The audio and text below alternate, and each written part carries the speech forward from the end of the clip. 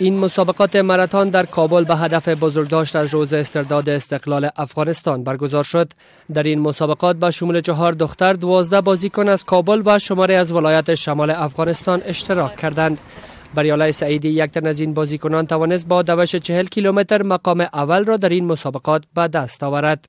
دا چې دا منډه ترسره کېږي او دا رسنۍ رول لري موږ نه پوښتنه وکړه خصوصا ازادۍ راډیو ډېر خوشحاله یم. دا درېیم کال دی، اول کال هم په 4 کالیزه د ازادۍ لمانځلې وه په 10 کیلومتره منډه باندې په هغو کې هم بیرغ وړی و. د ما سخت کال هم په زړه کې و چې بیرغ باید یوسو غټ هر څوک چې منډه وي، خو هغه شرایط برابر نه شول.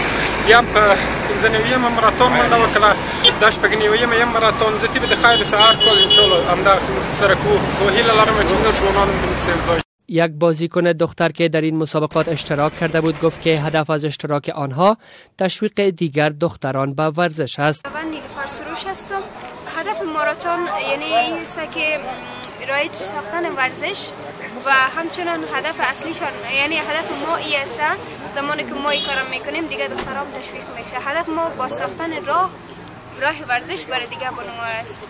مسئولان این مسابقات با خرسندی میگویند که افغانستان توانست در این روز از بریتانیا آزادی خود را به دست آورد و باید این روز با مراسم خاص تجلیل شود. محمد فهیم نظر برگزار کننده این مسابقات در صحبت با رادیو آزادی در مورد این مسابقات چنین گفت: لوبه کې اول نمبر ګټونکی چې هغه بریالي سعیدي و چې دا ماراتون لوبې مؤسس دی، بنیانګذار دی.